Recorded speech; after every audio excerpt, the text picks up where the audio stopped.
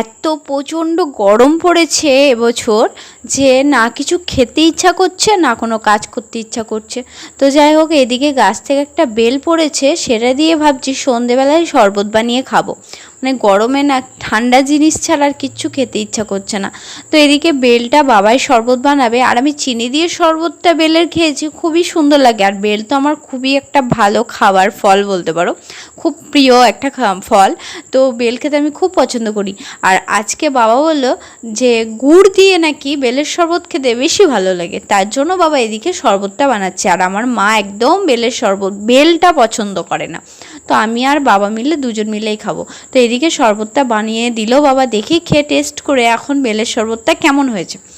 তো খাওয়ার পর যেটা দেখলাম যে চিনি দিয়েই বেশি ভালো লাগে, আমার তো বেশি চিনি দিয়ে খেতে পছন্দ করে। যাই হোক, ঠান্ডা ঠান্ডা ভালোই লাগছিল, তো খেয়ে নিলাম। Hi friends, welcome back to my channel Dalia দিনসে তোমাদের সকলকে ওয়েলকাম জানিয়ে আজ আবার একটা নিউ ব্লগ নিয়ে চলে আসলাম। তোমরা সবাই কেমন আছো? আশা করছি তোমরা সবাই অনেক ভালো আছো। আর এই গরমে সবাই যে ভালো নেই সেটা কি বলবো বলো, এই যা গরম পড়েছে কেমন আছো জিজ্ঞেস করতেও একটা লজ্জা লাগে। তো যাই হোক, এই গরমে কেউ ভালো নেই। আমার মুখ চোখার অবস্থা দেখেছো কি অবস্থা, সারা রাত ঘুম হচ্ছে না এই গরমে। আর তো এখন সকাল সকাল কালকে একটা ব্লগ করেছিলাম, একটুখানি ভিডিও ক্লিপ করেছিলাম, আমাদেরকে দেখিয়েছিলাম যখন বেলের শরবতটা বানানো হচ্ছিল তখন। তারপর কোনো ব্লগ করা হয়নি, গরমে একদম ভালো লাগছিল না। তো আজ আবার সকাল থেকে ব্লগটা কন্টিনিউ করছি। আজকে পুরো ব্লগটা দেখতে থাকো, আশা করি তোমাদের অনেক ভালো লাগবে। তো এখন আমি চিকেন রান্না করবো, তার জন্য সব কিছুটা রেডি করে রেখে দিয়েছি। তো মশলাটা মা পেস্ট করে দিল, আর আমি ওদিকে পেঁয়াজ টিয়াজ ধুয়ে রেখে দিয়েছি, এখনও কাটিনি। আর মাংসটা ভালো করে মানে ধুয়ে পরিষ্কার করে রেখে দিয়েছি, এখন রান্নাটা গিয়ে করব। তো পুরো ব্লগটা আজকে কন্টিনিউ তোমরা দেখতে থাকো, আশা করি তোমাদের অনেক ভালো লাগবে। যদি ভালো লাগে প্লিজ চ্যানেলটা সাবস্ক্রাইব করে পাশে থেকো।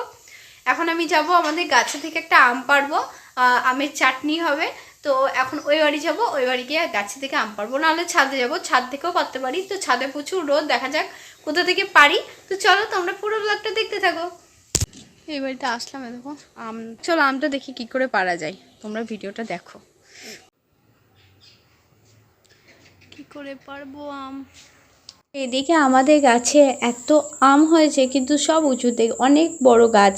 তো এই গাছ থেকে আমগুলো, এখন আমি আমগুলো না একটা আমি পারবো। তো দেখি কোথা থেকে পারা যায়। তো চালের মধ্যে অনেকগুলো আম মানে গাছে লেগে আছে, কিন্তু চালের মধ্যে আছে। তো দেখি ওটাই পারবো, আর না হলে আবার ছাদে যেতে হবে, ছাদে এত রোদ। তো আমি এইদিকে চালের মধ্যে যে আমটা আছে ওটাই পেরে নিচ্ছি। তো অনেকগুলো আম চালের মধ্যে শুয়ে আছে গাছ থেকে, তো ওগুলোই পেরে নেবো, নাহলে হনুমানে কখন খেয়ে নেবে। তো এদিকে আমি একটা আম পেরে নিয়েছি, এই আমটাই বাড়িতে নিয়ে যাব। তো গাছ থেকে আমটা পেরে নিলাম, আর আম পাড়তে খুব ভালো লাগে। তো এবার বাড়িতে এসে সবজিগুলো সব ফ্রিজে রেখে দেবো। তো মা বলে গেল যে ফ্রিজে সব সবজিগুলো ঢুকিয়ে রাখতে। আর মা ওপরে ঠাকুরকে পুজো করতে গেছে। তো এখন না বেশি বাজে না, 9টা বাজে। তো দেখে পড়েছে দুপুর 12টা বাজে। তো এত রোদ। তো এই সবজিগুলো আমি সব ফ্রিজে ঢুকিয়ে রাখবো। আর তোমাদেরকে বললাম তখন যে আমি মাংসটা ধুয়ে রেখেছি, কিন্তু না চিকেনটা এখনও ধোয়া হয়নি, ভুলে বলে ফেলেছিলাম। তো এখন ধুয়ে রাখবো, আর আগে সবজিগুলো ভরে দেবো। তারপর সবজিগুলো বাইরে রাখলে সব শুকনো শুকনো হয়ে যাবে, তার জন্য সব সবজিগুলো আগে ফ্রিজে রেখে দেবো। আর কিছু সবজি বাইরে রাখলাম যেগুলো রান্না হবে। মা এসে তরকারি কাটবে, এখন পুজো করতে গেছে, পুজো করে আসবে। আর সকাল থেকে এখনও পর্যন্ত আমি কিছুই খাইনি, ভাবছি আজকে মুড়িই খাবো, কারণ যা গরম পড়েছে ভাত আর খাবো না। আর 2-3বার করে ভাত খেতে আর একদম ভালো লাগছে না এই গরমে, তার জন্যে আজকে মুড়িই খাবো। কদিন মুড়িই খাচ্ছি, কোনোদিন আমার কিছু খাচ্ছি না এরকম। তো ফ্রিজে আর জায়গাও নেই, এত জল ভরা আছে, কোল্ড ড্রিঙ্কস ভরা আছে, তরমুজ সব কিছু ভরা আছে, দিয়ে ফ্রিজে আর জায়গা নেই। তো এদিকে আমি মাংসটা ধুয়ে নেব।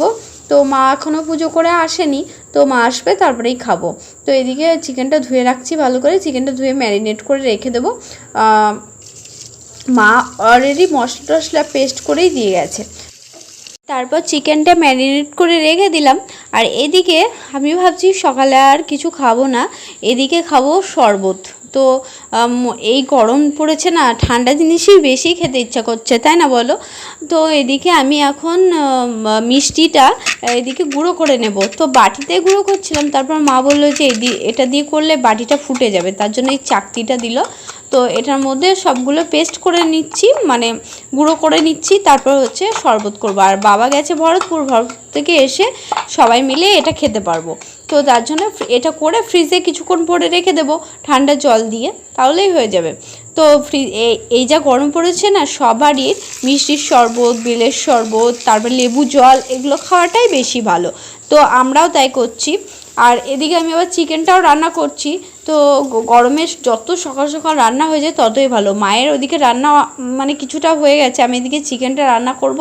তারপর আমার আবার আজকে অনেকগুলো কাজ আছে, বলতে আমি যে জামাগুলো পরে রিলস বানাই, তো সেই জামাগুলো না আলমারিতে ভরে ভরে রাখছি, আবার রিলস বানাচ্ছি। আর এই যা গরম পড়েছে, ঘাম হচ্ছে, তো ওইগুলো ভরে রেখে দিলে একটা মানে জামাটা খারাপ হয়ে যাবে, নষ্ট হয়ে যাবে, শোয়া পড়ে যাবে, তারপর গন্ধও হতে পারে। সেই জন্য জামাগুলো কি করব, নতুনই জামা বা জাস্ট একবার করে পরে আমি রিলস বানাই। তো ওইগুলো অনেকগুলো জমে গেছে, তো সেগুলোই আমি এখন তোমার মানে পরিষ্কার করে একটু ধুয়ে নেব, সার্ফ জল করে একটু কেচে নেব, মানে জলে ডুবিয়ে দিলে হয়ে যাবে। তো আমাদের বাড়িতে যে কাজের কাকিটা আছে, সে কাকিটাই কেচে দিতে পারে, কিন্তু আমি দেখলাম নতুন জামা তো, সব নতুন জামা, এগুলো আছাড় দিয়ে দিয়ে কাচলে নষ্ট হয়ে যাবে, ওই জন্য আমি ভাবছি আমিই কেচে নেবো। তো সেই জন্য এদিকে চিকেনটাও রান্না করছি, আবার এদিকে সার্ফটা ভিজিয়ে রেখে দেবো, তারপর কিছুক্ষণ পর গিয়ে কেচে নেবো, তারপর স্নান করে নেব। তারপর মা ওদিকে আবার রান্না করবে, মানে আমি চিকেনটা রান্না করছি একদিকে, মাও একদিকে রান্না করছে, এরকমভাবে। তো দেখো সব জামা কাপড়গুলো কেচে এখন রোদে দিইনি, সব এখানেই রেখেছি, কারণ এদিক থেকে রাখলে না এদিক থেকে শুকিয়ে যাবে, কারণ ছাদের চিলেকোঠার ওপরে যে সিঁড়িটা আছে ওখানেই সব মেলে দিলাম। তারপর স্নান টান করে আমরা খেতেও বসে গেছি। বাবা ভরপুর থেকে চলে এসেছে, তার মাঝে আর তোমাদের সাথে ব্লগ শেয়ার করা হয়নি। তো একবারে দুপুরবেলায় খাবার সময় চলে আসলাম। তো আজকে আমাদের কী কী মেনু হয়েছে তোমাদেরকে দেখিয়ে দিলাম।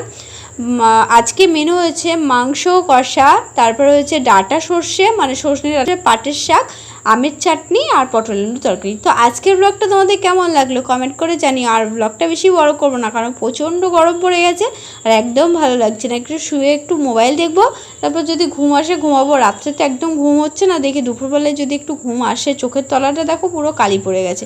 তো আজকের ব্লগটা এই পর্যন্ত।